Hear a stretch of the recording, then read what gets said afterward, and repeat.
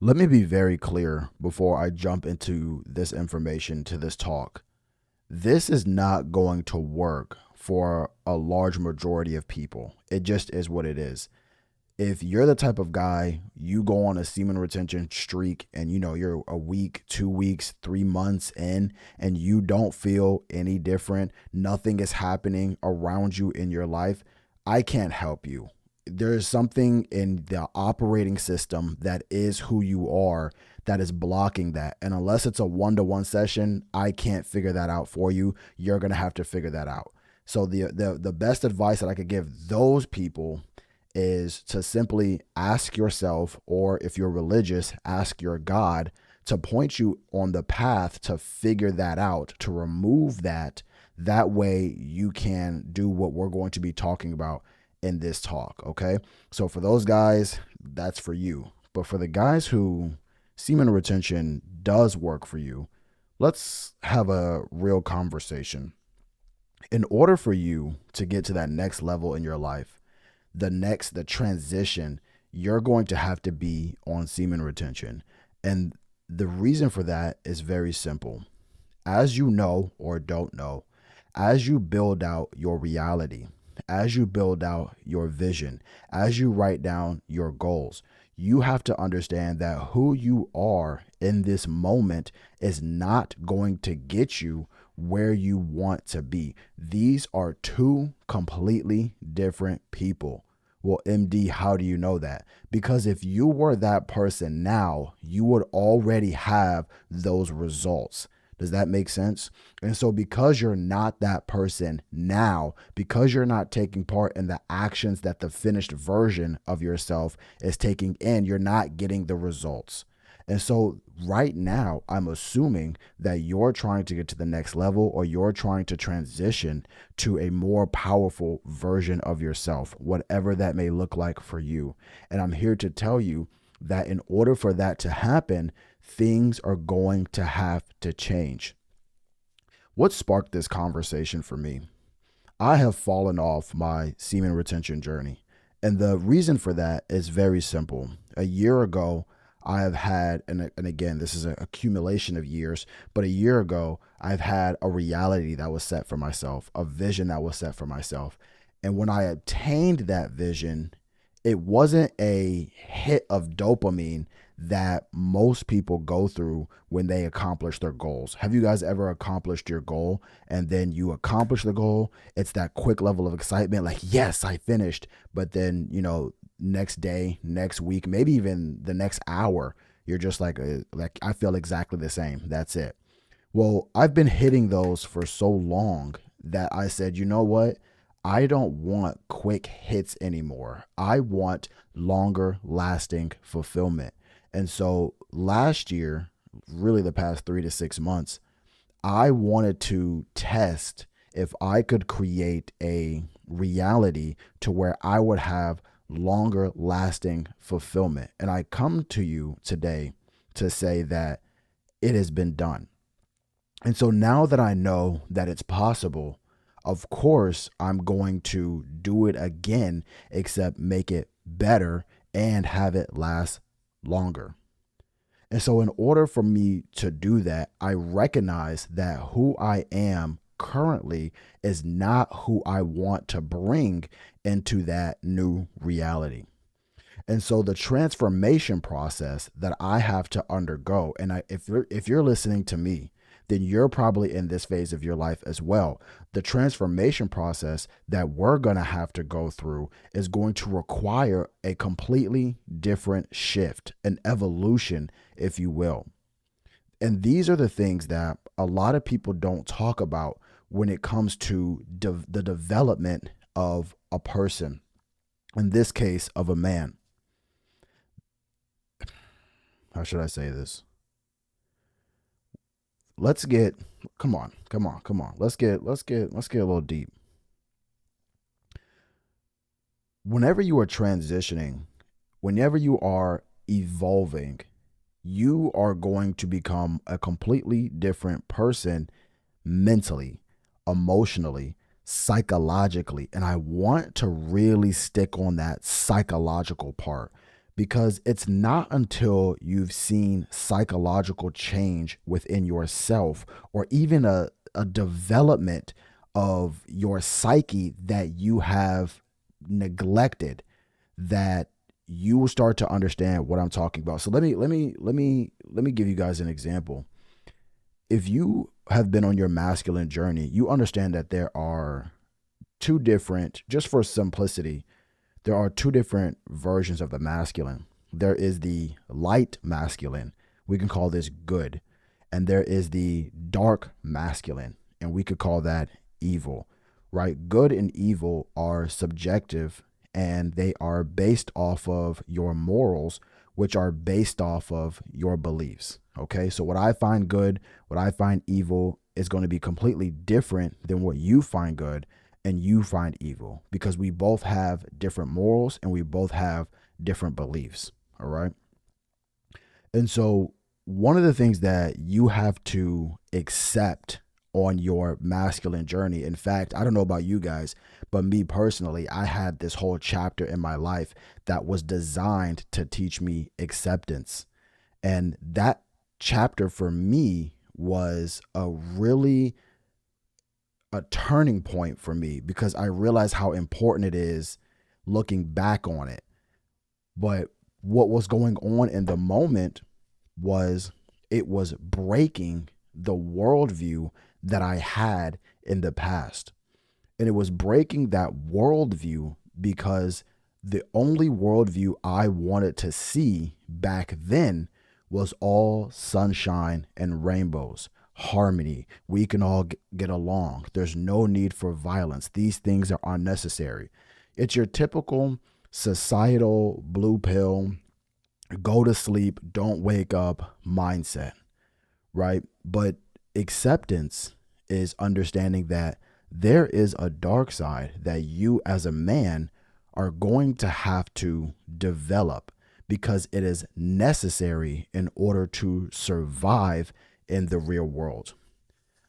See, a lot of men will have problems with this, okay? Especially if you've never had that type of role model or you don't know what I'm talking about.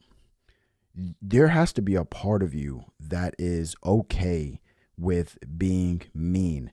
There is a part of you that has to be okay with being extremely selfish. There has to be a part of you that is willing to do what it takes in order to get it done. And here's the thing, right? I'm not here to tell you that you have to go out here and be an evil guy. I'm not saying that. But you would be foolish to believe that there is a dark part of you that has to be developed. And why do I say that? Because if you're anything like me, you're going to want a wife, you're going to want children. But understand something, you are the sole protector of your wife and your children. You are the last line of defense, the first and last line, if we're being honest, of defense for everything that you care about.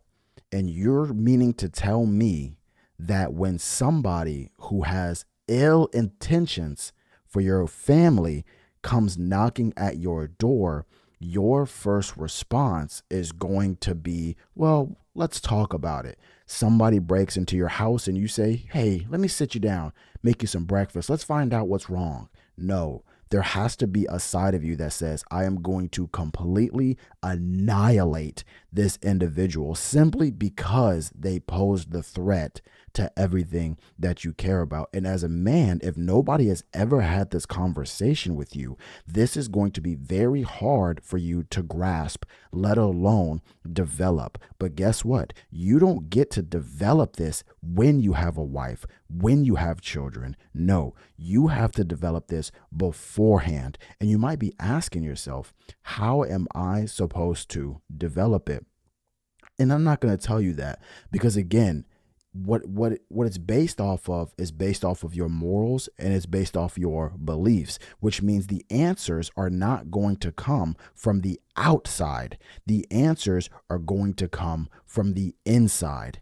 MD, what do you mean? Now, again, Everybody here has different beliefs. You may be Christian, you may be Muslim, you may be Buddhist, you may be whatever it is that you believe in. If you are 100% dedicated, you are saying, this is who I am devoted to, then you simply seek answers from that individual, that deity, whatever it is that you want to call it. If you are a free agent, then you simply have to build that for yourself.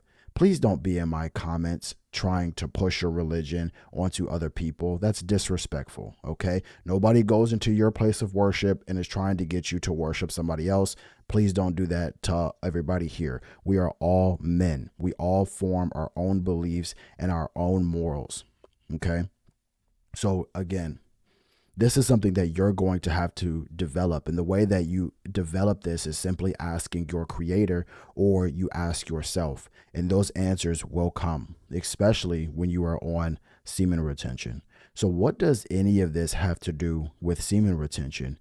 I can guarantee you that who you are on day one of semen retention is a completely different version of yourself when you are on day 14 of semen retention, when you are on day 28 of semen retention, when you're on day 40, day 80, day 365, year 3, year 7. These are completely different versions of yourself. And most of the time, the only way that you are going to limit that potential is if you limit that potential. But if you allow yourself to take off the Rock Lee weights, if you allow yourself to get to your full potential, that type of energy is going to convince you.